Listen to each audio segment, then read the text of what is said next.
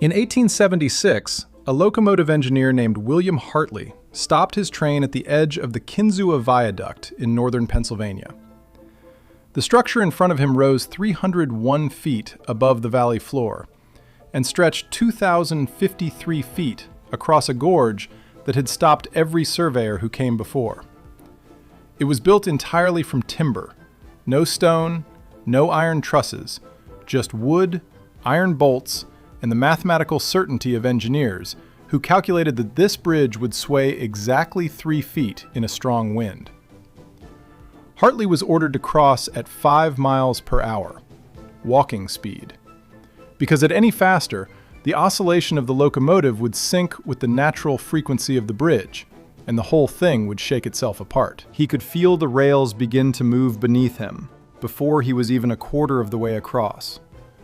Not a violent motion, something gentler, a slow rhythm, like the deck of a ship in calm seas. But he knew what that rhythm meant.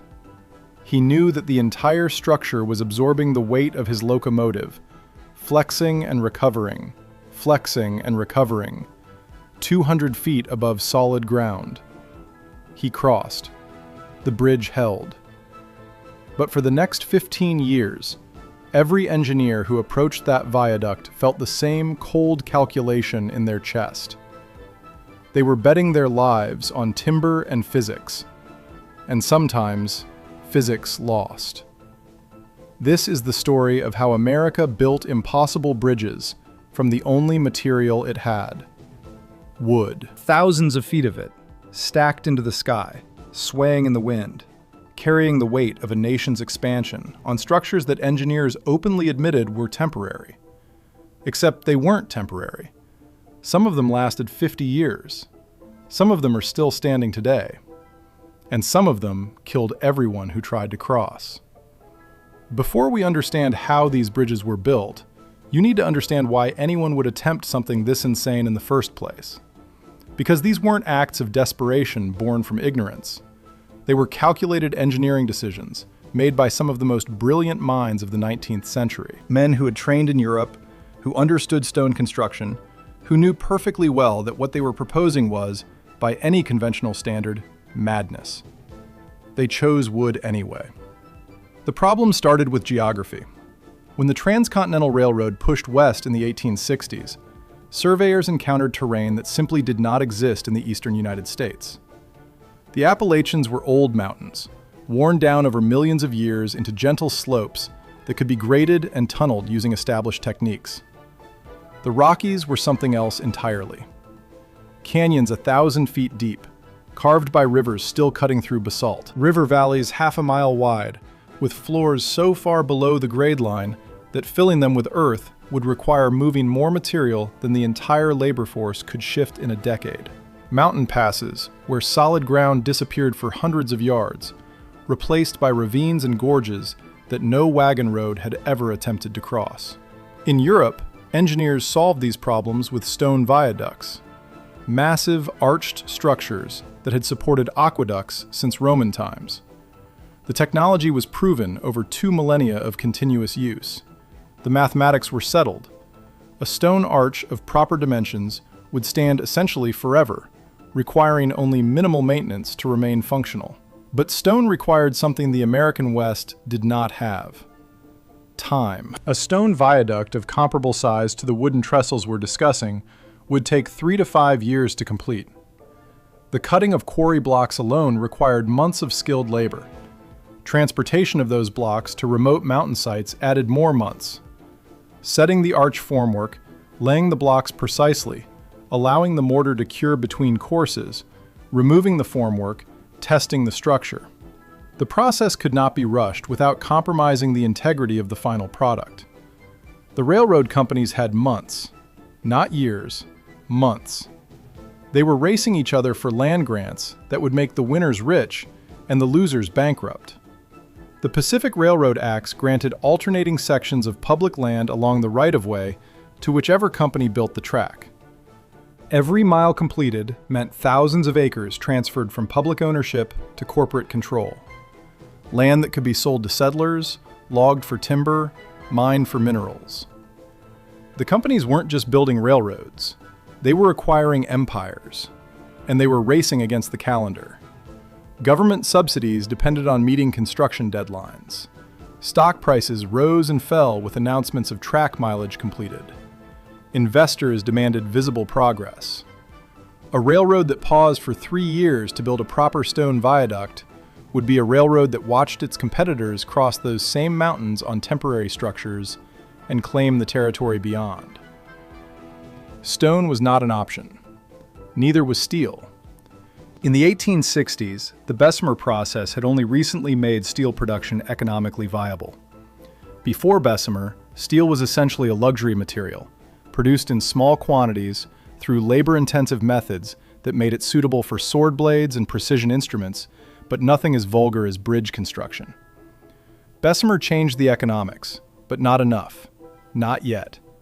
The quantities required for massive railroad bridges simply did not exist. The entire steel output of the United States in 1865 could not have built a single major viaduct. The factories weren't there. The ore processing capacity wasn't there. The skilled labor to work structural steel on the scale required wasn't there. And what steel was available cost roughly 10 times the price of equivalent iron construction, itself far more expensive than timber. For railroad companies already hemorrhaging capital, borrowing against future earnings, paying workers in company scrip because actual cash was scarce, steel bridges were a fantasy, a pleasant dream for some future generation that would have the luxury of time and money. The current generation had neither. But timber was everywhere. The American West sat on the largest untapped timber reserves in the world. Douglas fir in the Pacific Northwest, trees that grew straight and true to heights exceeding 300 feet, ponderosa pine across the mountain ranges, wood that resisted rot better than most species and grew in such quantities that entire forests could be clear-cut without visible impact on the supply. White oak and hickory in the transitional zones, hardwoods that could bear enormous loads when properly dried and treated. These weren't the carefully managed forests of Europe, where centuries of harvest had created sustainable but limited supplies. They were endless stands of virgin timber, trees that had been growing since before the American Revolution, waiting for anyone with an axe and the will to use it. And unlike stone or steel, timber required no specialized processing. A tree could be felled in the morning and installed as a bridge component by afternoon. The skills required for timber construction were widespread. Any carpenter could work wood. Any blacksmith could forge the iron connectors. The tools were simple. The techniques were known. What had been missing was the audacity to apply those techniques at scales never before attempted. The engineering proposition was elegant in its simplicity. What wood lacked in individual strength, it compensated for in redundancy. A single timber might fail under load. 100 timbers, properly braced, distributed the load so broadly that any individual failure transferred immediately to neighboring members. The structure didn't rely on any single component. It relied on the system, and systems could be maintained. If one timber showed signs of weakness, crews could replace it while the bridge remained in service. If an entire section needed reinforcement, new members could be sistered to existing ones without closing the line. A wooden bridge was not a single structure. It was a continuously maintained machine that happened to span a canyon. This philosophy would define American timber bridge construction for the next half-century. Build fast, build redundant, replace constantly. Except that the bridge was not permanent, but rather a living system that required constant attention to remain functional. The bridge was never truly quote-unquote finished. It was always in a state of becoming. Old members replaced by new, the design refined by experience, the structure evolving to meet demands its original builders could not have imagined. The basic unit of a wooden railroad trestle was the bent. If you've ever seen one of these structures, either in photographs or in person, you've noticed the distinctive, tower-like supports marching across the landscape like soldiers standing at attention. Each of those towers is a bent. The word comes from shipbuilding, where bent frames formed the skeleton of a wooden hull. In bridge construction, a bent consisted of multiple vertical posts, anywhere from 4 to 12 depending on the height required, connected by horizontal cap beams at the top and diagonal bracing throughout. The spacing between bents varied depending on the span capacity of the horizontal members, but 15 to 20 feet was typical.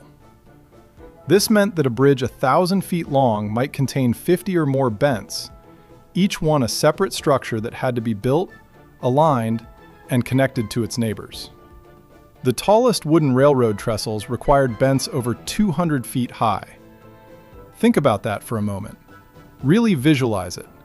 20 stories of stacked timber, assembled by hand, with no cranes, no hydraulic lifts, no powered equipment of any kind. Nothing but muscle, rope, block and tackle, and the certain knowledge that a single mistake would kill you. Construction started at the bottom. Survey crews established the precise location of each bent foundation, driving stakes into the ground and calculating angles that would ensure the finished structure maintained grade across potentially uneven terrain. The railroad's grade, its slope, had to remain consistent for locomotives to operate efficiently. A bridge that rose too steeply or fell too abruptly would strand trains on the approach or send them racing out of control on the descent. In solid ground, foundation work was straightforward. Crews excavated to stable soil, laid heavy timber sills to distribute the load, and began bent construction directly on those sills. But solid ground was a luxury in canyon country. In marshy areas, crews drove timber piles deep into the substrate. These were heavy poles, sharpened at one end, driven into the earth using drop hammers or hand-operated pile drivers.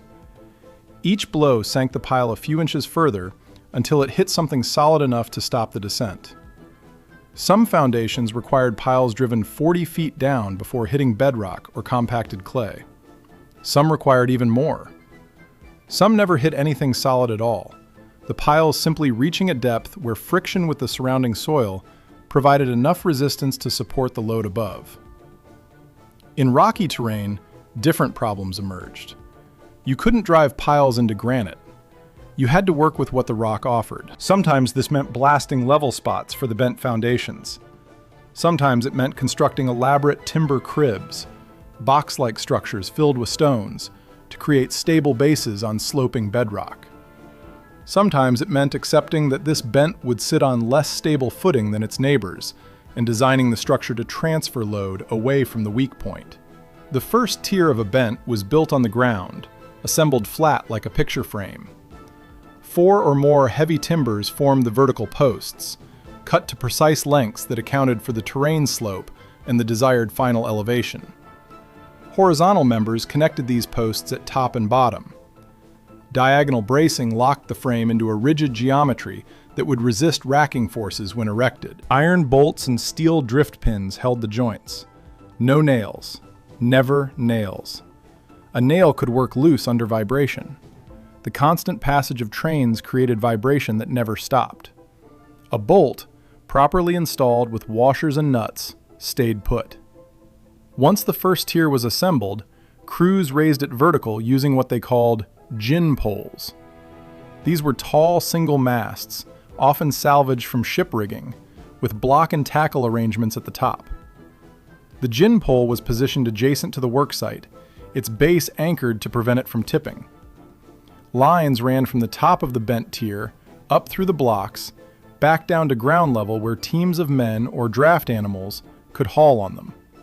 The raise was the most dangerous moment of first-tier construction. Dozens of men hauled on ropes, while foremen shouted commands, coordinating the effort so the tier rose evenly on all sides. If one side rose faster than the others, the tier would twist, potentially breaking joints before the structure was even erect. If the ropes slipped, the tier could fall back, crushing anyone beneath it. If the gin pole shifted, the whole operation could collapse catastrophically. The tier would rise slowly, pivoting on its base, the angle increasing from horizontal toward vertical. Men with pike poles stood ready to guide the rising frame, preventing it from swinging sideways in the wind. As the tier approached vertical, the raising slowed, the men making minute adjustments until the posts stood perfectly plumb. Then the tier was secured to the foundation timbers. The joints bolted, and the first stage of the bent was complete. Here is where the danger began in earnest. With the first tier in place, crews had to climb it to receive the next tier. Remember, we are talking about structures that would eventually reach 20 stories. But you didn't build 20 stories and then climb them. You built one story, climbed it, assembled the next story on top, raised it into place using smaller gin poles rigged to the completed portion, then climbed higher, and higher, and higher. There were no safety harnesses.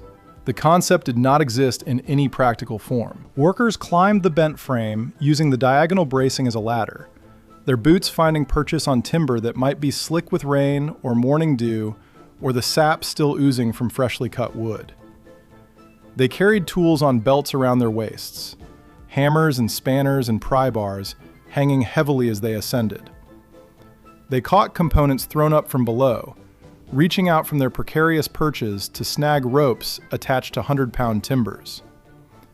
They wrestled those timbers into position while standing on beams no wider than a dinner plate, 200 feet above the rocks. Some crews rigged safety lines, ropes tied to the structure at one end and the worker's belt at the other. But these were of limited value. A man who fell while secured by a safety line might survive the initial fall, only to swing back into the structure with enough force to break bones, or to hang suspended until his fellow workers could lower him to the ground. And safety lines restricted movement. In the close quarters of bent construction, where workers were constantly shifting position to reach the next joint or receive the next timber, lines tangled, caught on projections, became more hazard than help. Most workers simply climbed without protection. They developed skills that don't translate to any modern context. A sense of balance so refined they could walk narrow beams without looking down. An ability to judge wood by touch, knowing instinctively whether a timber would hold their weight. A comfort with heights that came not from absence of fear, but from fear's constant presence. Fear acknowledged and set aside because the work required it. Falls were constant. Most were not fatal because most happened at lower heights during the early stages of construction. A man who fell 30 feet into soft ground might break bones but live. Broken legs were common, broken arms, shattered hips that would leave a man lame for life but breathing. The crews called these injuries going lame, spoken with a shrug that acknowledged the injury while refusing to dwell on it. A man went lame. Another man took his place. Work continued. But falls from the upper tiers did not produce men who went lame. Falls from the upper tiers produced bodies. The crews called these falls going to ground. It was said without emotion, the way you might note that it had started raining, or that the supply wagon was late. A man went to ground. Work continued. The construction records that survive are incomplete, kept by companies more interested in documenting material costs than human casualties. But they paint a grim picture when they mention deaths at all. The original Kinzua Viaduct, built in 1882, reported 7 deaths during construction. 7 men who went to ground from a structure 300 feet tall. 7 families who received a death notice, and perhaps a few weeks' wages as compensation. The company considered this an acceptable rate of loss for the scale of the project. Other projects were worse, much worse. The timber trestles of the Northern Pacific Railroad, built through the Montana and Idaho wilderness in the 1880s, had mortality rates that were never officially recorded because the company didn't want to know. Workers were often itinerant laborers, immigrants from China and Ireland and Italy, who spoke little English and understood less about their legal rights. Drifters who had no family to ask questions. Men using assumed names because their real names carried warrants in other states. They built bridges across the Cabinet Gorge and the Clark Fork River, and when they died, they were buried in unmarked graves near the worksite. Sometimes not even that. Sometimes a body that fell into a river gorge was simply left where it lay, inaccessible and not worth the effort to retrieve. Their names survive in no document. Their existence is attested only by the structure they helped build, standing or fallen, still serving or long since replaced. But construction deaths were only one part of the equation. These bridges had to function after they were built. And functioning meant something very specific. It meant staying upright while thousands of tons of locomotive and cargo rolled across them, hour after hour, day after day, in all weather conditions. It meant surviving winter storms that dropped temperatures to 40 below zero and coated every surface with ice. It meant absorbing the constant vibration of daily rail traffic without shaking apart. And it meant, somehow, predicting how the wind would interact with a structure that was 95% open space. This is where engineering became something closer to prophecy. When wind hits a solid object, the physics are relatively straightforward. Pressure builds on the windward side. The object either resists or fails. But a wooden trestle is not a solid object. It's a lattice, a skeleton with more void than substance. Wind passes through it, around it, between every timber and through every gap in the bracing. The force distribution becomes fantastically complex. Behind each timber, vortices form as the airflow separates and recombines. These vortices create alternating zones of pressure and suction, pushing and pulling on the member from different sides at different moments. At the structure scale, wind loads shift constantly as gusts approach from varying angles. What appears to be a steady 20-mile-per-hour wind is actually a chaotic stream of higher and lower velocity air masses, each one hitting the bridge at a slightly different angle and producing a different pattern of forces. The engineers of the 1870s and 1880s did not have computers. They did not have wind tunnels. They did not have instrumentation capable of measuring instantaneous force distributions across complex structures. They had mathematics, field observation, and a growing body of experimental data from bridges that had already failed. They learned by watching structures come apart in storms and then figuring out why. The key insight came from observing resonance. Every structure has a natural frequency, a rhythm at which it wants to vibrate. Push a child on a swing, and you intuitively find this frequency. Push at the wrong moment, and you fight the swing. Push at the right moment, and each push builds momentum with the ones before. The swing goes higher with each cycle, not because individual pushes are stronger, but because they're properly timed. Now imagine the wind doing the same thing to a bridge. Steady wind doesn't destroy structures. Gusting wind at the right frequency does.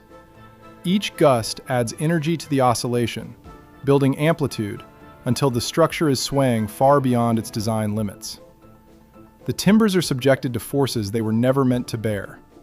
Joints that could handle static loads begin to work loose under the constant flexing. Bracing members that were sized for steady wind loads fatigue and crack under cyclical stress.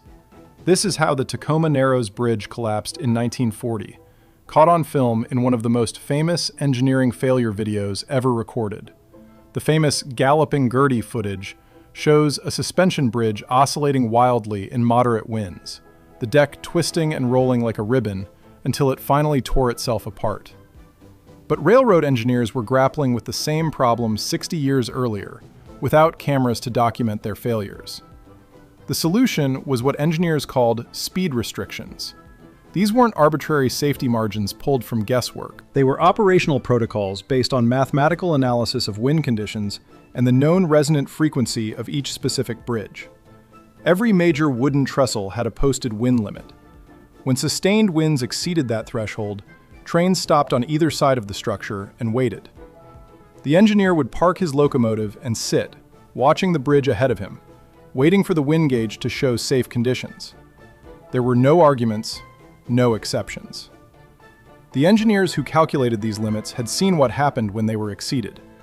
They had watched bridges tear themselves apart in storms that weren't even particularly severe, simply because the wind happened to gust at the wrong rhythm.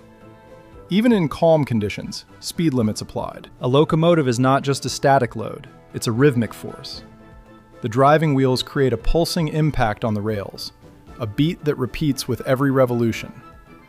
This pulse transfers through the rails into the stringers, through the stringers into the bents, through the bents into the foundations. At high speeds, this pulsing could sync with the natural frequency of the bridge. The result would be the same as resonant wind loading. Oscillation building on oscillation until the structure failed. The solution was simple and frustrating. Slow down. Most tall wooden trestles had speed limits between 5 and 15 miles per hour. Trains that could run 50 miles per hour on straightaways crept across these structures at a walking pace. The engineer would watch the bent caps ahead of him for signs of excessive sway. He would feel the vibration in the rails. A steady vibration meant the bridge was handling load normally. A growing oscillation meant something was wrong.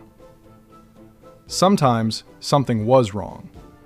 The Bussey Bridge collapse of 1887 killed over 30 people when a wooden trestle near Boston failed as a commuter train crossed. The immediate cause was a fractured wrought iron hanger rod that held the bridge deck to the support structure. But investigators determined that the fundamental problem was cumulative damage. Years of small overloads as heavier locomotives replaced the original light engines. Inadequate inspection that missed early warning signs. Maintenance that had replaced visible damage but left hidden weakness intact. The bridge had been slowly dying for years. Nobody noticed until it was too late. But Bussey was a relatively short structure in a populated area where inspections were theoretically regular. The remote wilderness trestles of the Western railroads were far more dangerous because they were far less supervised.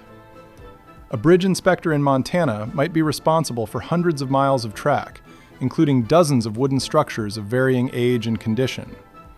He traveled by handcar or on foot, a single man examining structures that each contained thousands of individual components. He could not possibly examine every timber of every bridge every day. He could barely manage weekly visits to the most critical structures. Instead, he worked from probabilities. He knew that certain components failed more often than others. Stringers that carried direct rail loads wore faster than bent posts that only carried vertical compression. Joint connections where water pooled rotted faster than timber in the middle of a span. He knew the signs that preceded catastrophic failure. The sag that indicated a weakening member. The crack that suggested internal decay. He looked for those signs during rapid inspections conducted from a moving handcar, his eyes scanning the structure as he passed. The theory was that obvious problems would be obvious. A timber rotted through to the core would show external damage, splitting and darkening that announced decay to anyone who bothered to look. A bent shifted off its foundation would be visible from the track, the rails no longer level, the structure leaning perceptibly from true. But not all problems were obvious. Some of them hid inside apparently sound timber, invisible until the moment of failure. The enemy was moisture. Water infiltrated through cracks in the surface, through the holes drilled for bolts, through any gap in the wood's natural protection.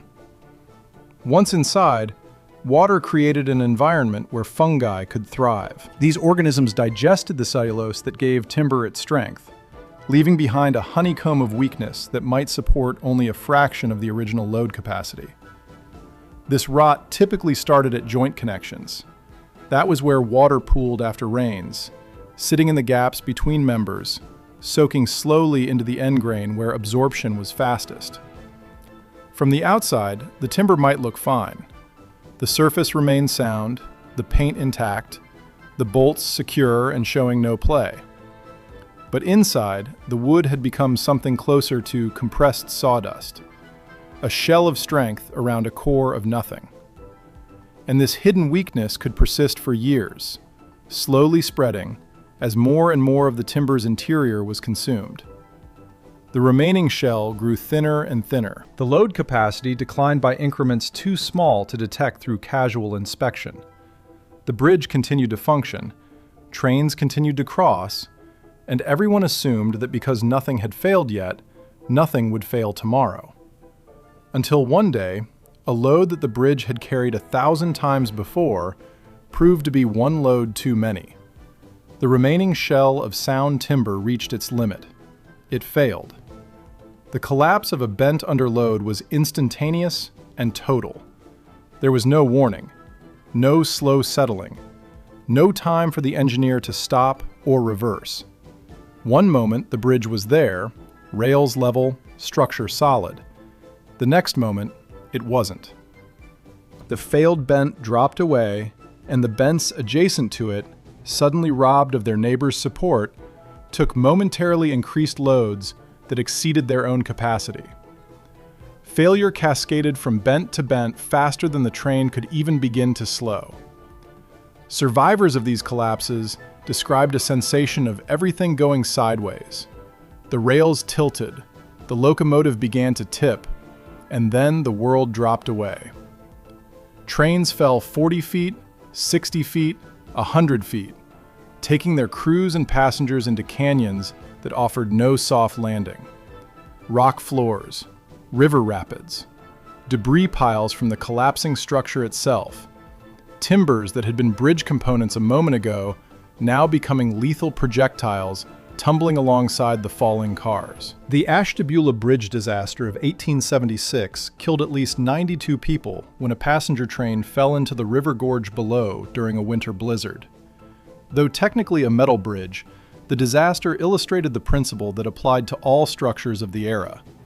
Hidden damage plus catastrophic load equals sudden death. The subsequent investigation revealed that iron components had been defective since installation, 11 years earlier. The bridge had been slowly failing since the day it was completed. Nobody knew until it broke. Wooden bridges failed with similar regularity, though rarely with such spectacular death tolls. Most were in remote areas, carrying freight rather than passengers. The crew of a logging train might number 4 men. When their trestle collapsed and they fell into a ravine in the Oregon wilderness, it made the local papers for a day and was forgotten. 4 families lost breadwinners. The company sent condolences and liability waivers. The bridge was rebuilt with slightly heavier timber. Work continued. The response to these failures was a continuous cycle of inspection and reinforcement. Bridge crews became permanent assignments, with workers living in camps near major structures, walking the entire length of their assigned bridge every single day. They carried picks and probes, tapping timbers to listen for the hollow sound that indicated internal rot. They drove small holes into suspect members, pulling out core samples that revealed internal condition even when surfaces appeared sound. They replaced any component that showed signs of damage, whether or not that damage had yet affected structural integrity. This conservative approach meant that maintenance costs ran high. A dedicated bridge crew, paid year-round, housing and feeding themselves near the structure, constantly procuring replacement timber, constantly at work. But the alternative was collapse. The alternative was death. This maintenance philosophy kept many wooden bridges functional for far longer than their original engineers imagined possible. The original Kinzua Viaduct was designed for a service life of 20 years. It lasted 30, not because it was overbuilt, but because it was constantly rebuilt. By the time it was replaced with steel, virtually every timber in the structure had been replaced at least once. It was the Bridge of Theseus made real. Was it still the same bridge if every component had been swapped? Philosophically, the question is interesting. Practically, the answer was yes. The bridge was not the wood. The bridge was the design, the geometry, the load paths. As long as those remained intact, the specific components were interchangeable. A bridge maintained this way could theoretically last forever, each generation of timber serving its term and passing the duty to its replacement.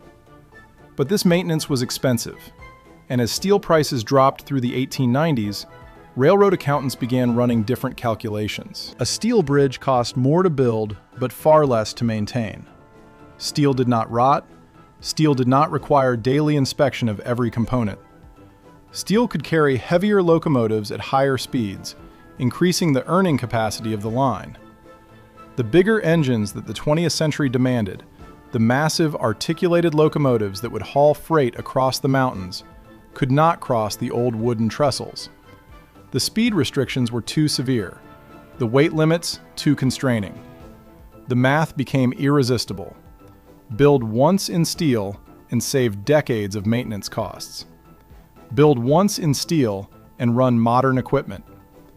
Build once in steel and never again watch a bridge inspector walk out in the morning and not come back. Between 1890 and 1910, virtually every major wooden trestle on the transcontinental railroads was replaced with steel.